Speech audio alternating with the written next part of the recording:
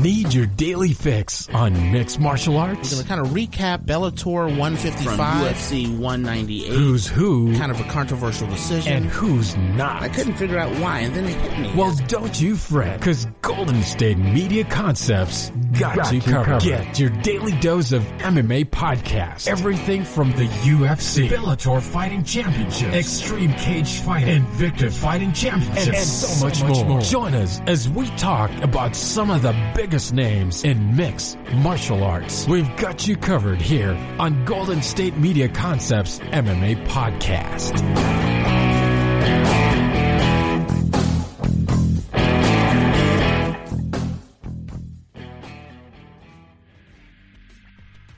Thank you for tuning into the GSMC MMA Podcast, brought to you by the GSMC Podcast Network. I am your host, Arnel, and hopefully you are doing well for yourself. You, your friends, your family, whether you live in the States or internationally, I hope you are doing well for yourself.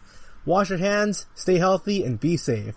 So sports, in the general sense, is coming back, not just mixed martial arts, because this past weekend was the return of the NBA, the National Basketball Association, via reports of the MLB, the NFL. They're making a big push and trying to make a comeback here. I know there are other sports right now going on in other countries, and that the fact that their sports are kind of getting active nowadays. But America, things are being pushed back now with more sports coming in. And the NBA season starting on July 30th, so just 4 days from today, at the time of this recording. So with the NBA coming back here, we got the very last, for all I know, the very last UFC Fight Island event happening. It was UFC Fight Night 174, headline with Robert Whitaker versus Darren Till, co-main event being Mauricio Shogun Rua against Antonio Rogério Nogueira. This fight card was, oh man, this is a fun one. This is a very fun one. Usually there are some cards that get kind of boring, or I'm going to be honest with you, there are some fight cards that I watch that get really boring, but this one, no. Not really. All the way from top to bottom, even down to the prelim main event, Francisco Trinaldo against Jai Herbert. That fight has to be, in my personal opinion, the fight of the night. Yeah, I say Francisco Trinaldo versus Jai Herbert, which is the main event at lightweight for the prelims. That to me was the best fight of the entire night. That was my pick here. Now, of course, there were other great fights here that really stood out to me. Performance tonight, bonus goes towards Fabricio Verdum. In my personal opinion, Carlos Esparza had a really good showing. Paul Craig had a very surprising showing. Honestly, I thought we got taken down by Antigulov. Things would get worse for him. It'd be disappointing. But no, Paul Craig pulled out, at least to me, an upset victory. At least to me. Alex Oliveira versus Peter Sabata. That was a really smart fight, though. And Khamzat Chimaev against Reese McKee. Really impressive by Chimaev. Really was. I'm gonna go through all the fights here, or some of the fights here, for today's episode. I'll go in depth a little bit more coming up later this week, as more news comes out of this event, and we get to know what to expect from other events, UFC events coming up. Because coming up after this event is the other one, UFC Fight Night, Derek Brunson against Shabazian. That's gonna be a real fun one. That's a really fun one. And then the co-main event is Johan Calderwood against Jennifer Maia, and Johan Calderwood was supposed to fight against Valentina Shevchenko. But that fight didn't fall through because Valentina is going through a rehab from an injury. So Johan Calderwood, the second best fighter in the women's fight division, going up against Jennifer Maia. That'll be a really tough one. And now we're going to see how good Edmen Shahbazyan is. How good is he? Is Edmen Shahbazyan, is he the next big great talent coming out of the middleweight division? Or is he just going to be another, stepping stone for Derek Brunson as he scales his way up the middleweight division? We're going to learn more about that later on this week. But let me talk about the main event here. Robert Whitaker versus Darren Till. This was a very fun fight. It really was. I'm gonna break down the fight stats, just so you out there, you get to know what exactly was happening at a per round basis here. But let's talk about the fight in the grand sense over here. So Robert Whitaker was able to defeat Darren Till by decision after 5 rounds of action. There was one knockdown for Robert Whitaker. He scored 53% of his shots, 100 out of 188. Robert Whitaker also landed 69 out of 157 significant strikes, 44%. And here's the interesting part. Robert Whitaker was able to get 2 out of 13 takedown attempts. Congratulations there, kind of. Mostly if you see his takedowns 2 out of 13, you would think, oh man, that wasn't all that impressive then. But when you compare it to Darren Till, who had 0 takedowns and 0 attempts. There were 0 submission attempts here. So with Robert Whitaker landing 53% of his shots, Darren Till landed 46%. He only landed half the amount of shots that Robert Whitaker took. So, total strikes for Darren Till, 50 out of 108, 41 out of 99, 41% of significant strikes. Darren Till had 0 takedowns, 0 knockdowns, 0 submission attempts. Robert Whitaker only had 0 submission attempts. So when I look at this fight here, I thought Robert Whitaker should have won this fight. There was no way. There were a lot of people down on Twitter that were really questioning the per round basis here, in that there was a possibility that going into the 5th round, the fight was tied, and I didn't really see that at all. So at a per round basis here, Robert Whitaker landed 11 of 30 strikes compared to Darren Till's 12-24. I find that interesting, actually, because in the first round, Darren Till was fighting better than Whitaker in the first half. And the second half, Robert Whitaker was able to pull away and get some really good strikes down onto Darren Till, especially through his jabbing and being able to go pressure on Till. And also he was a lot more active. Robert Whitaker was a lot more active. He was mostly chasing Darren Till in the second half, while the first half of the first round, it was a little bit back and forth. And because of that little assertiveness from Robert Whitaker and him being able to bounce back out of Darren Till in the first half, I gave the first round to Robert Whitaker. And not just me, a lot of people gave first round to Robert Whitaker as well. And then the second round, it was a lot of Whitaker. Whitaker was able to push the momentum forward from the second half of the first round, moving to the second round. And in the second round, it was all Whitaker. Whitaker landed 15 of 30, while Darren Till landed only 3 of 12. Imagine that. For an entire round, Darren Till only landed a total of 3 significant strikes. So Robert Whitaker obviously won the second round, though it wasn't dominating enough for Whitaker to go score at 10-8, but it is a 10-9 without a doubt about that. And so I thought first round, second round came to Whitaker. Third round, it was more Whitaker again. It was 13-32 for Whitaker, while Darren Till was 6 of 21. I scored that one to Whitaker. And then round 4. A lot of people on Twitter, a lot of people on social media, even the commentary team, they chose Darren Till winning the 4th round. And I thought Darren Till was winning the 4th round up until, once again, the second half of the round here. It's a reoccurring theme with Darren Till in this fight. And that Darren Till, he starts really great, and then by the end of it, he doesn't really do much here. He doesn't. So Robert Whitaker landed 13 of 34, while Darren Till landed 8 of 19. So I guess some people would speculate, Darren Till is doing better in striking because the range between him making and him missing is a lot more smaller than Robert Whitaker's. Robert Whitaker, 13 of 34, Darren Till, 8 of 19. Whitaker attempted 15 more shots, but he only landed 5 more shots. So from the eye test, you'd be like, okay, Whitaker is missing a lot more. In your own head, you're kind of penalizing him. Which happens to for a lot of fighters and for a lot of fans. And that the more shots you miss and the more lower your percentage is, then you should go lose that round. And a lot of people said Darren Till won the 4th round. I can see it. I can understand why one would argue it. His significant striking was a lot more better. Like, it was a lot more evident that Darren Till was winning in the striking exchanges, even though Robert Whitaker landed a lot more clean shots. So round 4 could go either way. And now we're going towards round 5. Once again, in the bottom end of the screen, you're always seeing what other people's opinions are of the fight. We have other fighters like Aljamain Sterling thinking the fight is 2-2. Bryce Mitchell, 2-2. Israel Adesanya thinking it was 2-2. We have the commentary team talking about how the fight is 2-2. Dan Hardy was all over the place as it pertains to the event, but I'll get into that later. And so, coming to the 5th round, I thought to myself, Whitaker has at least 3 rounds on Darren Till. You could argue the 4th round. And it's hard for me to give Darren Till the round in the first round because of how it ended. I feel like if the momentum is shifting over towards one fighter, I'm always going to lean towards that fighter, especially if that fighter was able to, keep it going in the second ladder of the fight here. And so, possibly Darren Till could have won first round and he could have won fourth round. I said he won first, second, third, fourth, maybe. And now the fifth round. Fifth round, a lot of action here. Robert Whitaker landed 17 out of 31, 54%.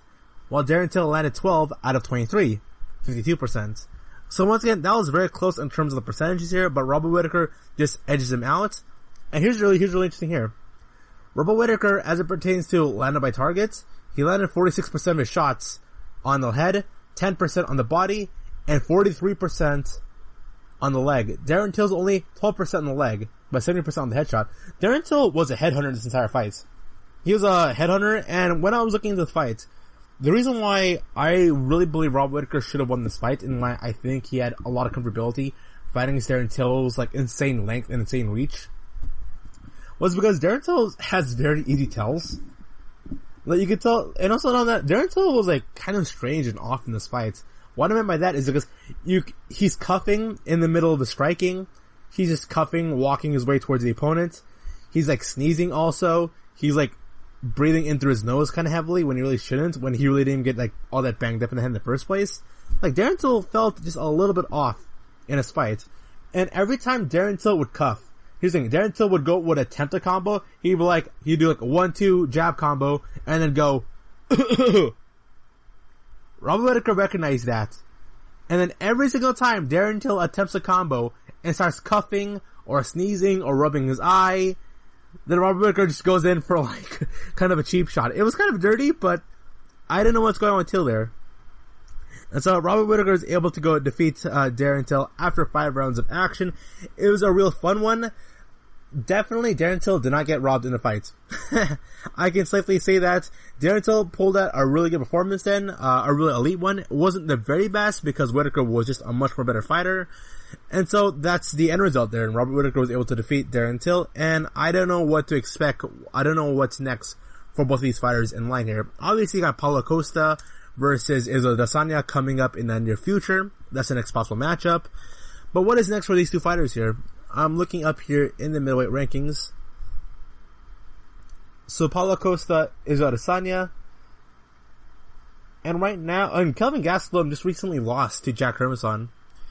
We could see Jack Hermansson or, Jared Cannonier. So Jared Cannonier against Whitaker or Yoel Romero. I think Yoel Romero and Robert Whitaker, they both need to win one fight in order to go bounce their way up into fighting Adesanya. If Robert Whitaker were to defeat against Yoel or Jared, then that would put him in line in fighting against whoever the champion is coming up. Really, there's a lot of potential matchups here, depending on who wins between the possible fights. It's not official yet. Both fighters are given a contract, but it's not really official. But Israel Adesanya versus Paulo Costa, that's coming up on September 19th. Actually, no, it is official. September 19th will be Paulo Costa versus Israel Adesanya. That's going to be a really fun one. And then, after that fight happens, we don't know what the status is on what the number contender fight will be. Depending on how the fight goes, we could see a rematch. We could see the loser of that fight fighting against Robert Whitaker. We could see Robert Whitaker against Jared Cannonier, and then they fight whoever was the loser of this fight over here. We are unsure of the status right now for Yoel Romero, to be honest with you. But there's a lot of moving pieces going on right now in the middleweight division. Between Jack Hermansson, Jared Cannonier, Yoel Romero, Paulo Costa, Robert Whitaker, and Israel Adesanya. Currently right now, the top 6 ranked fighters, they're pretty much set. The only fighter who I can see almost bleeding in into the fight would be Darren Till. I would love to see Darren Till against Jack Hermansson. I think that will be an incredibly fun fight to see. That's the only matchup I see right now of a top 6 fighter fighting against somebody outside the top 6 is Darren Till and Jack Hermansson. And then from Darren Till downwards, who Darren Till is ranked number 7th, we have Edmund Shabazian coming up. We have Edmund Shabazian against Derek Brunson. This probably is the second biggest middleweight fight up until this probably is like the most important middleweight fight right now up until the Costa versus Israel Adesanya fight. Derek Brunson versus Edmund Shabazian. That fight's coming up just 5 days from now. 5 days from now, it's going to be taking place on August 1st. It'll be taking place on August 1st at the UFC Apex facility building. And that's going to be a real fun one. Once again, I am not that confident in Edmund Shabazian. I know there's a lot of hype behind Edmund right now, but I, as a fight fan, always choose the safe bet. And Derek Brunson being the wily veteran, I choose Brunson defeating Shabazian in this matchup here. So that's my prediction. And then after the short break here, I'll be talking more extensively about the other fight cards coming up, including the very bizarre Mauricio Shogun Rua against Antonio Rogério Nogueira. I can't believe these two people are fighting, and they looked awesome. Once again, you're listening to the GSMC MMA podcast. Coming back right after a short break here. See you soon.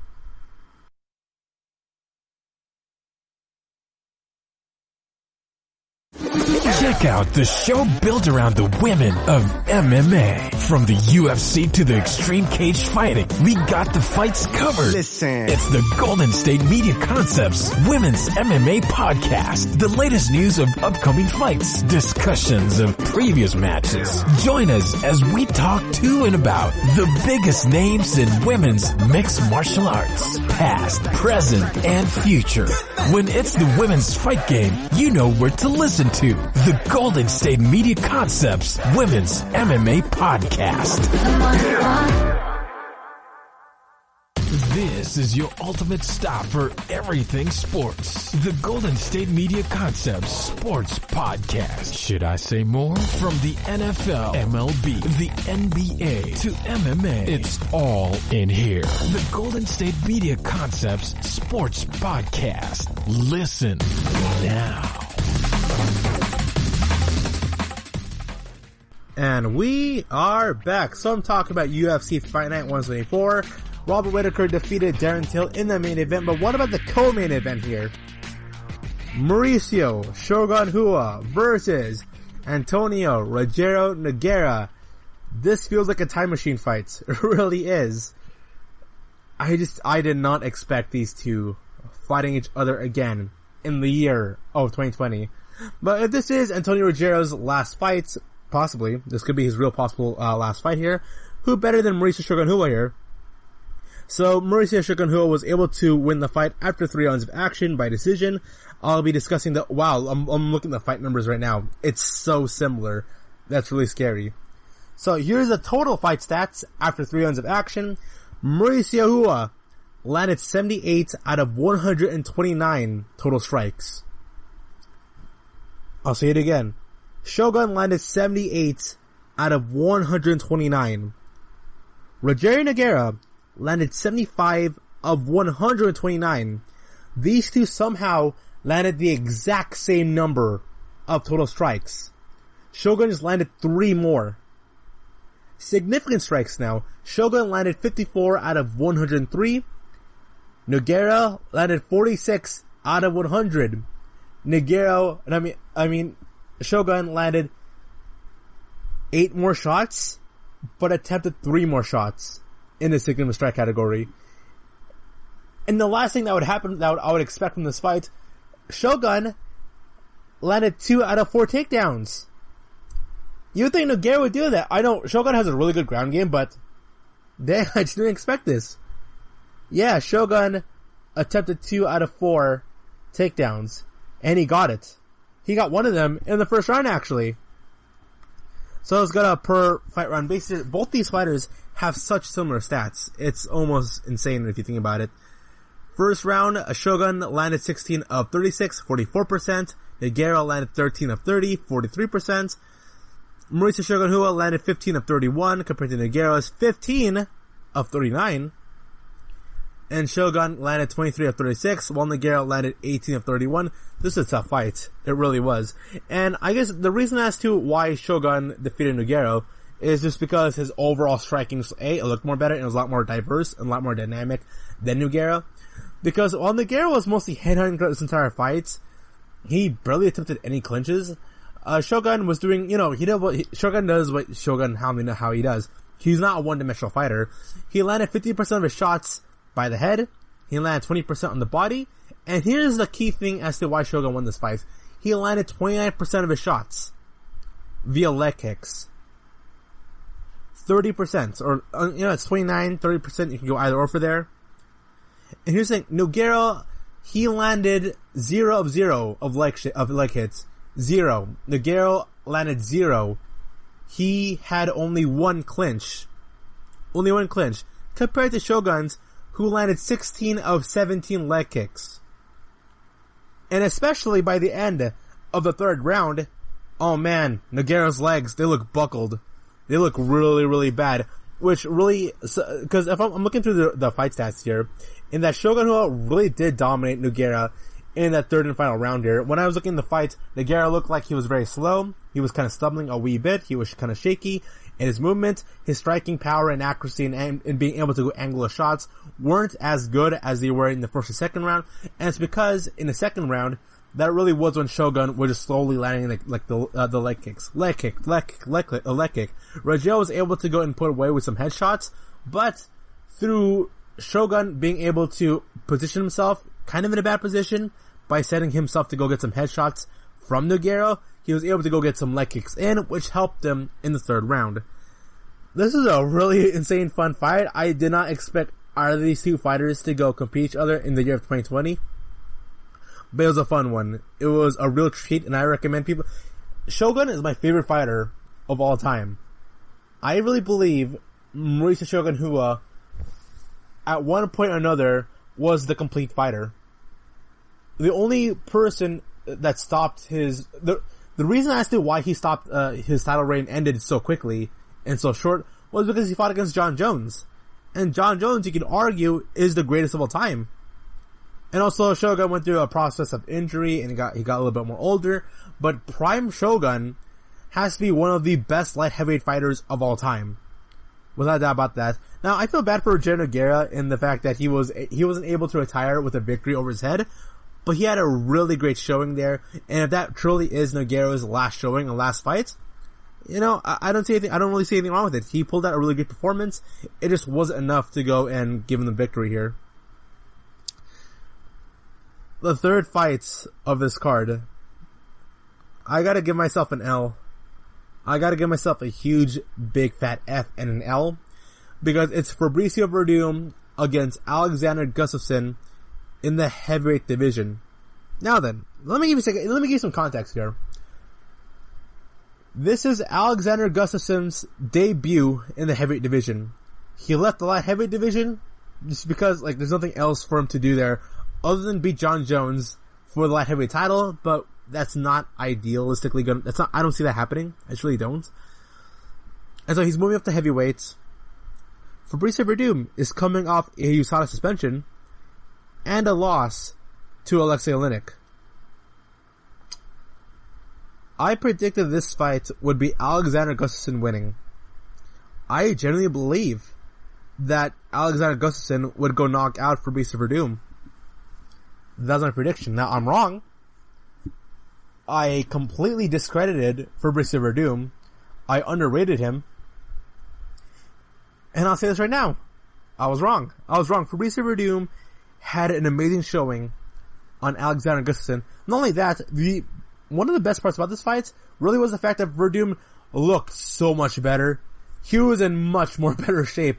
So Verdum had a recent interview where he talked about as the reason as to why he looked really bad in the Alexei Oleinik fight was because of COVID issue. He just couldn't make the transition of doing his coaching and doing his training and doing his own fight camp in his own house. And it was very bizarre for him. He just had a really hard time trying to undergo training for his fight against Alexei Oleinik. Because if you look at Verdum versus Gustafsson and then Verdum against Oleinik, the Verdums you would be seeing are two entirely different people. The Verdum that fought against Oleinik is this fat, out of shape fighter who looked really slow, who gassed out pretty early, and he just couldn't really do anything. He just couldn't. He looked sloppy, his striking wasn't there, his grappling felt really muddy. And so I thought to myself, okay, if Verdum had that bad of a showing against Oleinik, then I can't really see Verdum defeating against a revitalized Alexander Gustafsson. Because if you follow Gustafsson's social media and how he's doing, and he's posting these videos about him competing at heavyweight and how he looks, and I'll tell you right now, just from the eye test alone, Alexander Gustafsson is still an awesome striker. He's an awesome striker, and he moved just as quick as his light heavyweight version. Yeah, Gustafsson, he packed in some pounds. He definitely did. But Alexander, he looked very jovial. He looked very bouncy. He looked really good, honestly. And if I was a fight booker here, I would book Alexander Gustafsson against OSP over St. Preux. Because both of them are pretty much in the same category, in that they're both these really awesome strikers from the light heavyweight division. And then they made the transition into heavyweights, and both of them looked good and losing. So Alexander lost his fight against Fabricio Verdum. He looked good in his loss. He did. It just, Verdum was just such a great fighter, was such a more better fighter, and Gustafsson just never had a counter against anyone grappling against him. And I pretty sure he didn't expect grappling happening in the heavy division, especially from Verdum, considering how bad Verdum looked in his last fight. Gustafsson came to the fight unprepared. He looked good though. I think him, just like me and a lot of people, Gustafsson came into this fight as a minus 330. Like, he was the overwhelming favorite to go win this fight. Like, him more than any other fighter in this fight card was expected to win. But no, like, Fabricio Verdum, he looked really good. He looked really awesome. His wrestling ability was just wow. Not only that, he also looked a lot more jovial. If you look how Verdum, how he's fighting, and how quick he moved with his boxing, oh man, dude, it was so smooth. Really, really smooth. Really good. Really clean. This is the Fabricio Verdum I want to see. I don't want to see baggy looking Verdum who looks gassed after 2 minutes. No, I want to see Fabricio Verdum who can lock in people and submit them and tap them out. That's what I want to see. So I'm looking right now. Here's the thing. Alexander Gustafsson, within the span of just 2.5 minutes, landed 14 out of 22 strikes. 11 out of 19. That is insane. So right now, if you're Alexander Gustafsson, I don't think he should be disappointed of himself. I really don't think so. He had a really good showing. He fought against a person who looked like he was washed up, but apparently he wasn't. And within that just 2.5 minutes, was able to pull out a plethora of strikes that's not seen or expected from other fighters in the heavyweight division. I would say Alexander has to be the fastest heavyweight in the heavyweight division so far right now. So if I was booking the next fight for Alexander, him against OSP, that could main event a Fight Night card. That could be a main card fight in any UFC pay-per-view event. That's a really big one right there. And so Fabricio Verdum was able to pull out, in my book, the upset victory here against Alexander Gustafsson. I was wrong for judging Verdum so poorly and so badly. And you know what? I'll take the L there. I really am. But coming up later in the heavyweight division, we have Daniel Cormier against Stipe Miocic 3. So Miocic, wow. I'm thinking right now, Francis Ngannou is number 3 rank. It'd be fun to see. There's a lot of fun matchups here for Alexander, though. There really are. And if Verdum is able to keep up this pace, even though he's already in his 40s, if he's able to go keep up the pace and fight against like guys like Derek Lewis, JDS, Overeem, Rosenstrike, Curtis Blades, there's a lot of real potential here for both those fighters. So the heavy division right now, things are getting really exciting now. We got one fighter making a big comeback and another fighter being revitalized in the heavy division right now. There's a lot of fun matchups for Alexander and Verdum. But we have Miocic against Daniel Cormier 3 happening on August 15, which is just, 20 days from now. It's just 20 days from now. Who do I expect winning that fight? Oh man, that could seriously go any way. If Cormier can just wrestle with Stipe, no. Man, it's hard for me to think. I don't know who to pick in this fight. I really don't know. Because Daniel Cormier, he can box with Stipe Miocic. And in the second round, he was able to make adjustments. And I wouldn't be surprised if Cormier, in this third fight, was able to make some adjustments as well. Man, I'm really unsure here. But Cormier vs. Stipe Miocic, that's coming up August 15. And we have a real fun Rosenstrike against Junior Dos Santos. Wow. That's going to be in the same card also, August 15. We have Augusto Sakai against Alistair Overeem. That's going to be a real head scratcher there. Augusto Sakai is one of those prospects. There's a lot of things going for Sakai right now. This will definitely be the biggest task of Sakai's career. It really will be. And then you have Derek Lewis against Alexei Oleinik coming up the week before Cormier versus Stipe Miocic in another UFC Fight Night card. Wow, there's a lot of action happening in the top 8 of the UFC's heavy division right now. Oh man, dude. the next month for the UFC heavy division, things are gonna change, man. Things are obviously gonna change, and I'm incredibly excited for it. And here's the fun thing about the heavy division. It's very unpredictable. It really is. I thought Alexander would go smoke Verdum. That didn't happen. I thought Stipe Miocic would smoke Daniel Cormier in the first fight. That didn't happen. I thought Cormier would defeat Miocic in the second fight. That didn't happen. In terms of my ability to predict these fights in the heavy division, I'm always pretty bad at it. We have Rozenstruik against JDS. I have all these matchups here. Sakai against Overeem, Rozenstruik against JDS, Alexei Oleinik versus Derek Lewis. Any of these fighters can be anybody. It's a very unpredictable division. And now we have Francis Ngannou just waiting his time. He's just biding his time. He's obviously going to fight whoever wins from Miocic versus Cormier. Cormier says this will be his retirement fight. I'm unsure about it still. There are always stories of fighters retiring and unretiring. I'm unsure what's going to happen over there. But I'll go respect Cormier's word. And if this is his last fight, you know what? It'll be awesome if Cormier retires as the heavyweight champion of the world. And if he does, then we're never going to see Cormier versus Jones 3, which is one fight that I think me and a lot of fans really want to see.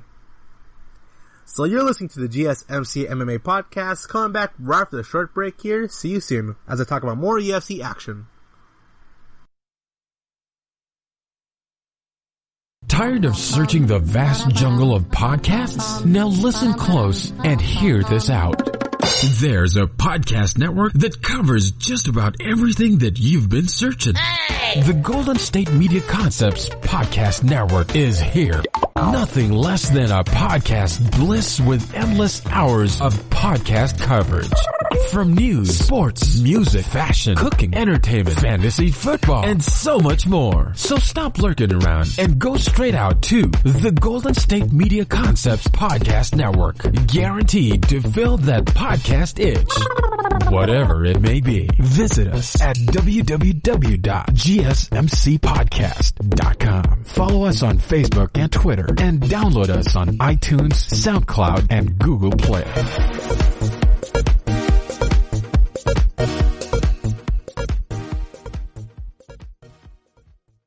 This is your ultimate stop for everything sports. The Golden State Media Concepts Sports Podcast. Should I say more? From the NFL, MLB, the NBA to MMA, it's all in here. The Golden State Media Concepts Sports Podcast. Listen now. And we are back. So let's talk about the one women's fight here coming up in the main card for the UFC Fight Night show, and that was Carla Esparza versus Marina Rodriguez. I predicted Marina Rodriguez defeating against Carla Esparza, and I was wrong in that, but I did predict correctly in that Carla Esparza had to really go and defeat her opponents in a real dominating way. Not only in a dominating way, in a way that was also impressive, and she was able to do so. So Esparza versus Marina Rodriguez, this has to be the second best fight of the entire night, in my opinion. Best fight of the night was against Jai Herbert and Francisco Trinaldo, while Carlos Esparza had the second best fight of the night against Marina Rodriguez. I'm going to throw up the fight stats over here. Overall in the fight, Carlos Esparza landed 118 out of 152 total strikes, and Carlos Esparza also landed 30 out of 60 significant strikes. And here's a really impressive part. Carlos Esparza took down her opponents 5 out of 9 times. 5 out of 9. Carla Esparza, she had one takedown on Michelle Waterson, and I don't think it really even counted because Michelle Waterson immediately stood right to back up. So Esparza versus Marina Rodriguez, this is a very good showing for Carla. And it really was. Actually, honestly, it was a really good showing for both fighters, really. Esparza needed to be a lot more proactive in this fight, and she was. Because I always bring up the Carla Esparza versus Michelle Waterson fight all the time against Carla Esparza. And it's because that fight pretty much encapsulates as to why Carla Esparza just doesn't cut it in the top 5 of the women's fight division. Although Esparza won that fight, it was very evident based on that performance against Michelle Waterson, that we don't really see Carla Esparza matching up properly well against somebody like a Jessica Andrade or Rose Namajunas or Joanna Jędrzejczyk. And Carla Esparza, after this fight, she had an interview, and she says, okay, so for me, in order to go get a title fight, I have to defeat my opponents through finishes and through dominating them. That's why in the second round, Carla Esparza, she had a takedown, and instead of doing some ground pounding, she attempted like a leg hold. And I thought to myself, why are you attempting a leg hold? Why? Like, you're putting yourself in a bad position. And the end result of Carla Esparza attempting a leg hold gave Marina Rodriguez kind of an opening for her to like get back up and pressure and get on top of Carla Esparza. Like, there's a lot of times that Carla Esparza was gonna attempt something to go finish off her opponent, and instead of like focusing on ground control, she focused on the finish, which led to Marina Rodriguez getting the opening she needed to go bounce back from the fight. And Marina Rodriguez, she did awesome. She did a really good job defending the takedown. Coming to the third round, I really thought this fight was 1-1. I thought Marina Rodriguez won the first round. I thought Carla Esparza won the second round.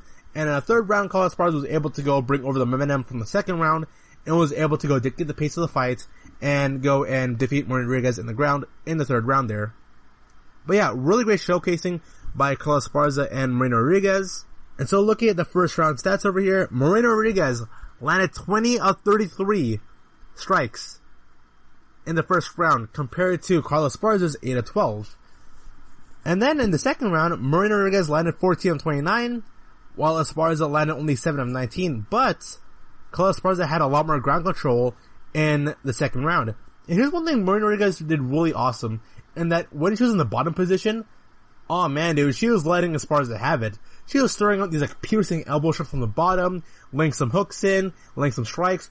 Marina Rodriguez, she really forced Carla Esparza to put in a lot of work in the ground control. This wasn't one of those like really boring wrestling matches where, oh man, we got the kickboxer against the wrestler takes down the kickboxer, and the wrestler just slowly works over the striker. No, instead, wrestler takes down the kickboxer and Marina Rodriguez, and Marina Rodriguez is just striking and pummeling Esparza from the bottom position, and she almost had a triangle choke in. So, Esparza had a really good showing here.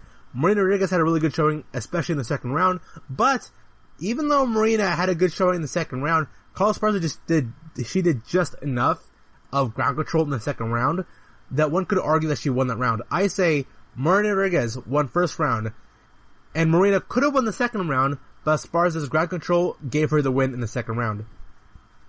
And then third round, Carla Esparza landed 18 of 29, while Marina Rodriguez landed 6 of 14, and from then on, the third round was the deciding factor. Third round decided the fight, and Carla Esparza was able to go pull away for the victory there. Really good showing for both fighters. Now, is Carla Esparza able to go and make her way up in the rankings now? Well, let's go check out. So looking at the rankings right now, Weili Zhang and Rose Namajunas, they are the champion and challenger coming up. And also right now, Rose Namajunas, she kind of called out Weili Zhang. Rose said that, you know what, your fight against Joanna Jędrzejczyk, it's not the best fight of the year. I don't think it was even that impressive. So Rose Namajunas already throwing out shots on Weili Zhang. Even before this, Weili Zhang wanted to fight against Rose Namajunas, but that fight got scrapped because of Rose. She was going through a lot of internal mental stuff and family stuff in her personal life. So now, the Weili Zhang vs. Rose Namajunas fight, the fight that we were expected to see initially a couple months ago, that fight will finally come to fruition. Now, we don't know what the exact date is, but both fighters are really up for it. I'm excited for it. Weili Zhang wants to fight against Rose. Rose wants to fight against Weili Zhang. This will be a really fun one. Joanna Jędrzejczyk, she's still out for the year. I don't expect to see Joanna Jędrzejczyk anytime for the rest of this year. She's going through a lot of stuff. They have Jessica Andrade coming in at number 4. And here's the thing, Jessica Andrade, we could see Andrade versus Joanna Jędrzejczyk. That's a real fun possibility. Tatiana Suarez and Nina Ansaroff, both of them are still currently out of it. And we have Claudia Candela against Yan Xiaonan. I thought Claudia was going to fight against Carla Esparza, but that's not the case. Instead, we're going to see Claudia fight against Yan here. So, from my perspective, if I was a UFC fight booker, or this is how I see them trying to build up Claudia and Esparza. So it was going to be Carla Esparza against Claudia Cadella. Both of them are throwing out promos, throwing out jabs at each other. They both want to challenge each other because they're both number 6 and number 7th right now in the rankings. So, no, number 7 and number 8. So they're both number 7 and number 8 right now in the rankings. And they're supposed to fight each other. And whoever wins that fight might fight Tatiana Suarez or Nina Ansaroff. But because both of them had such a poor performance in their fights against Michelle Waterson and Angela Hill, the UFC fight bookers are like, okay then, I want both of you right now to have another showcase against another prospect here, and if you two do good, then you two are matched up against each other. Because right now, Marina Rodriguez and Yan Shonan, they're both number 9 and number 10. So Esparza was able to go maintain her spot as number 8, while Claudia Cadella, if she defeats Yan, then Claudia maintains her spot. And if whoever wins that fight will then go fight against Carla Esparza, who will then go fight either Tatiana Suarez or Nina Ansaroff, then make their way up and fight against the top elite killers of the women's right division in Jessica Andrade or Ioana Jędrzejczyk. Another fight that happened at the UFC fight card was Paul Craig against Antigulov. This fight was very interesting to me because Paul Craig allowed himself to get taken down by Antigulov. Antigulov, the wrestler, Craig let himself get taken down. And I thought to myself, what are you doing? Why are you doing this? And the commentary team were talking about it. Like, why would Paul Craig purposely let himself get taken down? Because he did. He really did. Because when Antigulov was grappling with Craig, he bent his knees and he let himself get taken down. Like, he slowly placed himself, on his back so Antigulov can go and rain down, shots on him from top.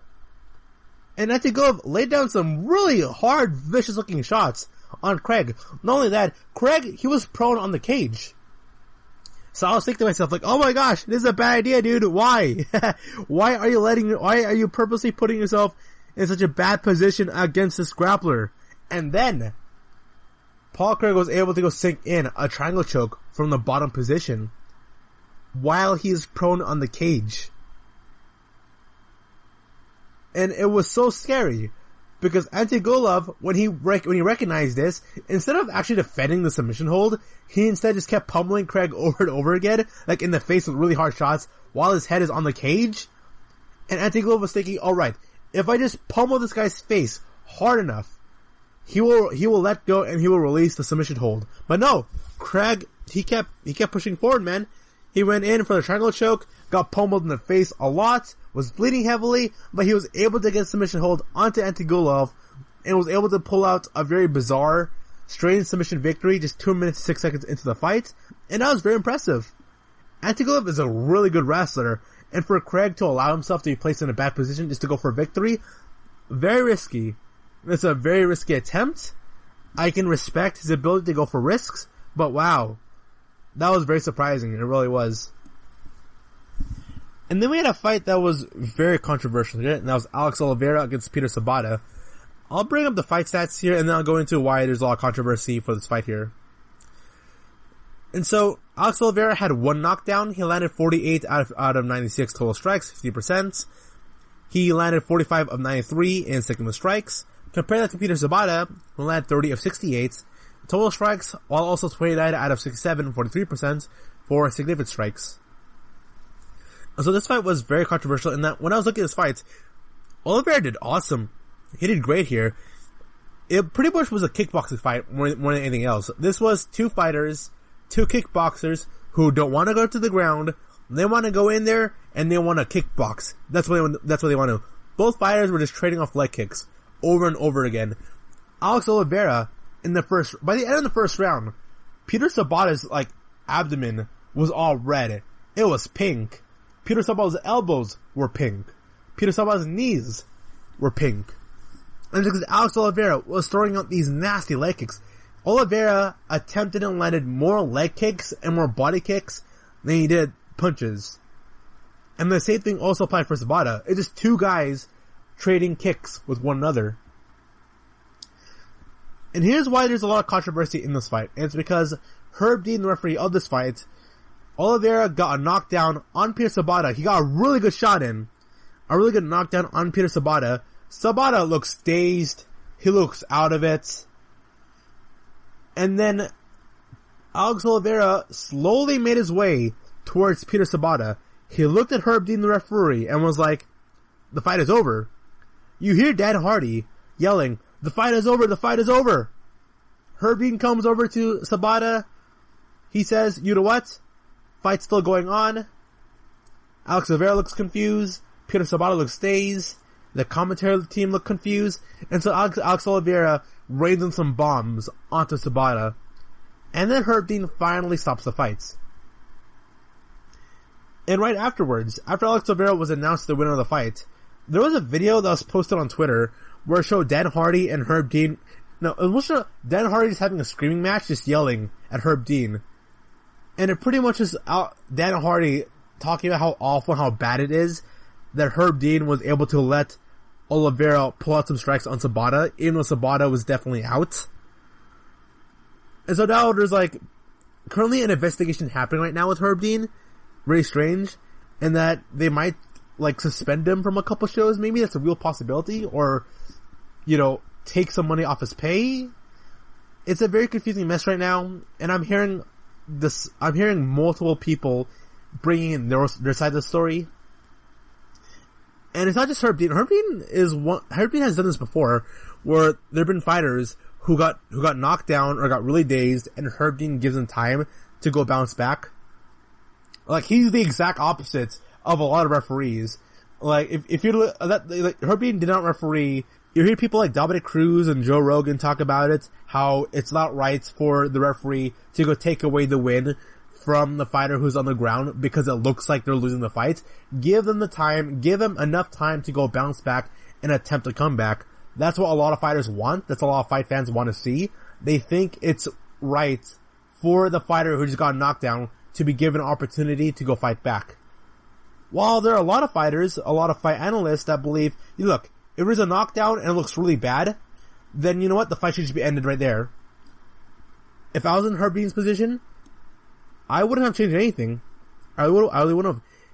Peter Sabata was knocked down, and things weren't looking well for Sabata, but he looked good enough for him that it's a real possibility that Sabata could go and somehow make a bounce back. Now, he didn't bounce back from that situation, but he didn't look as dazed or as confused, or he didn't look as bad from the knockdown that I think a lot of people let it out to be.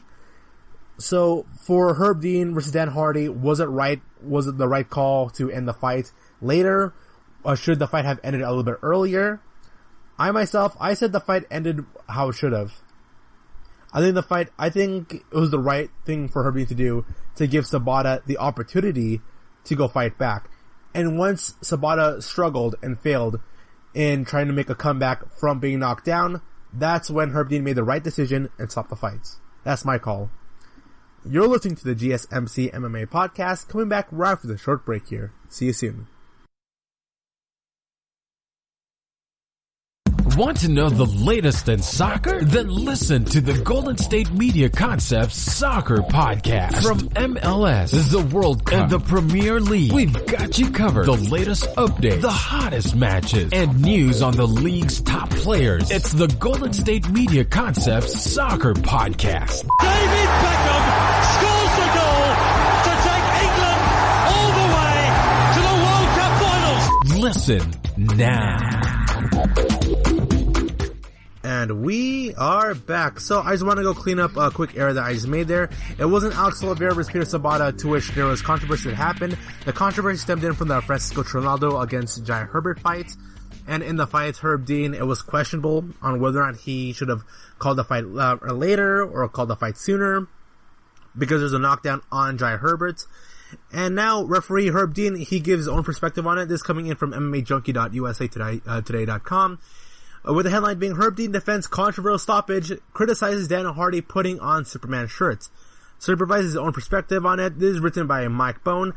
I still am a firm believer that I think Herb Dean did his job. He did the right thing. So referee Herb Dean does not believe he made a bad call in the Francisco Trinaldo vs. Jai Herbert fight at UFC on ESPN 14, and chastised color commentator Dan Hardy for what Dean interprets as interference in the bouts.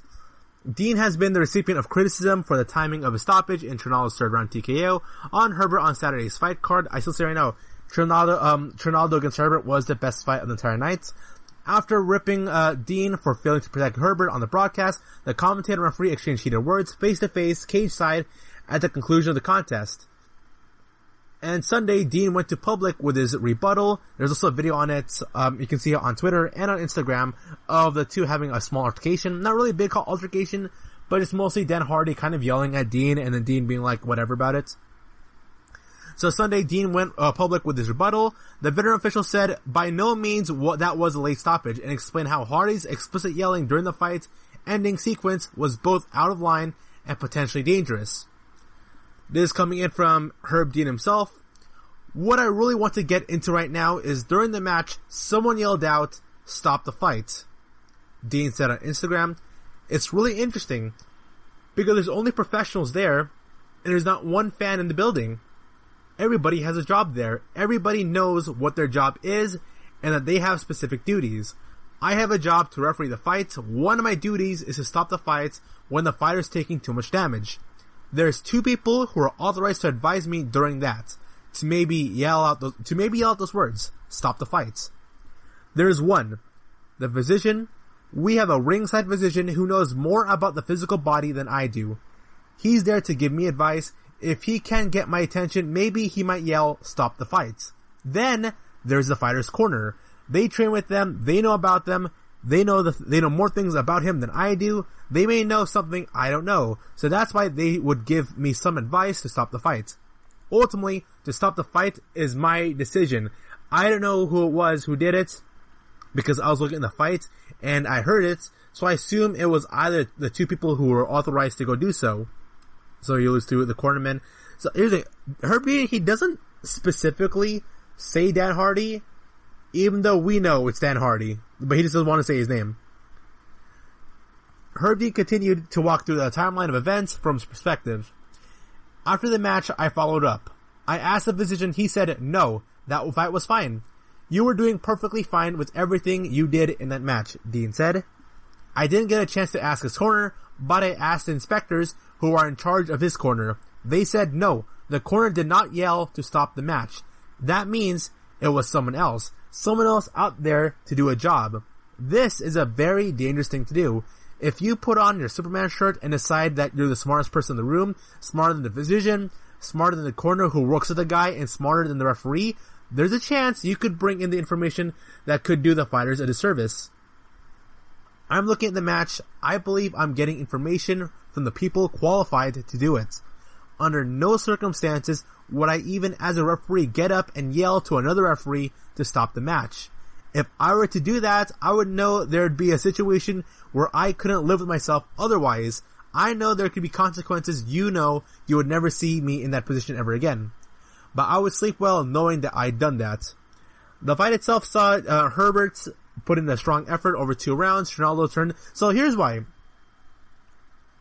Herbie is going to go into it, but when I saw Jai Herbert get knocked down, Jai Herbert's both arms are still up. He has one arm blocking his face, and he's got another arm extending out, trying to grab on hold with whatever ground and pound that's coming his way from Ronaldo. So it's not like both of his arms were out, and he's like, his neck was out there, and he just looked obviously dazed. No.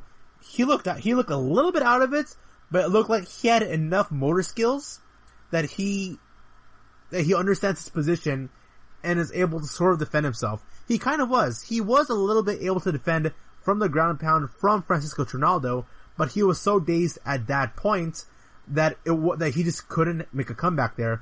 I'm a firm believer that every fighter, if they don't look obviously out of it, should be given the opportunity to go fight back. They should. So Herb Dean says, the bottom line now, if I had to look at the match, not looking at it to know if I should have stopped it early because it's easy, Dean said, anyone who believes it is not just following because someone with a microphone says it should have been stopped, but if you know anything about fighting, the fighter got hurt, fighters get rocked all the time, but we're looking at his actions. He's tracking his opponent. He knows where his opponent is. He's putting both his arms between him and his opponent. He's sitting his legs, his head is off the mat. He's doing everything I could ask for to stay in that fight. So it wasn't a bad stoppage. But that person, being Dan Hardy, who is yelling out That's almost the same thing as if you would grab a horn and ring the horn as if you're calling the time. It could easily be mistaken for the people who are officially qualified to yell, "Stop the fight." It should never be done. Food for thoughts. So Herb Dean sort of got his own little shades out there. Do I agree with Herb Dean? I agree with Herb Dean. I do. Now I understand Dan Hardy's position. I get it. But okay, it's hard for me to think of this fight without thinking the Henry Cejudo versus TJ fight or the Henry Cejudo versus Dominic Cruz fight. Because both those fights, many could argue, I argue, that those fights ended too early. And that both fighters got a knockdown. And instead of giving TJ and Dominic Cruz the opportunity to go fight back, the fight pretty much just ended. Over like a couple ground and pounds. Like 2 maybe? Yeah, like fighters get hurt all the time. It's part of the fight game then. And obviously if you get knocked down, the other fighter has an opening to go lay in some ground and pound. And I understand the referee's job. I understand it. I understand the referee's job is to go and prevent these fighters from getting any more hurt than they possibly can. But still, these fighters should be given the opportunity to go and fight back and be able to go and make a comeback. We've seen it all the time. A lot of the best fights ever in UFC history stem from comebacks. Comebacks happen all the time, whether it be boxing, whether not just in combat sports, but in everything else, whether it be basketball, football, hockey, boxing, mixed martial arts. Comebacks happen all the time. And a fighter like Dan Hardy, I guess it all stems from perspective, really, because there are some fighters, from Dan Hardy's perspective, he might say, "Oh, he got the knockdown." I don't believe Jair Herbert has the ability to go and make a comeback, so that's why Herb Dean should go stop the fights. That's my thought process. And that if a fighter believes, like if someone sees the fight and they see Jair Herbert get knocked down, and with the way how the fight was going on, Francisco Trinaldo was obviously winning the fights. So in Dan Hardy's mind, he's thinking, alright, end the fight early, because with the way how things are going on right now, there's no way Jair Herbert is going to make a comeback here. Meanwhile, in Herb Dean's head, he's like, alright, Jair Herbert may not be winning this fight, but I want to give him the chance to go and fight back. Because you see it all the time. So many fighters, after they get TKO'd, stand right back up, and they gotta go to the referee, or they tell the media, or they talk to the cornerman, and they're just mouthing off, being like, "You know what, that's unfair, man. The fight got stopped way too early. What the heck?" It happens in almost every fight. All the time. This always happens. You always see a fighter who gets TKO'd upset. With the way how Herb Dean judged this fight, the way how he called this fight, it was definitive, it was absolute. We know what the situation is. We know that Jair Herbert was not defending himself properly after being given some ample time to defend himself. So I don't blame Herb Dean there. I think it was the right call.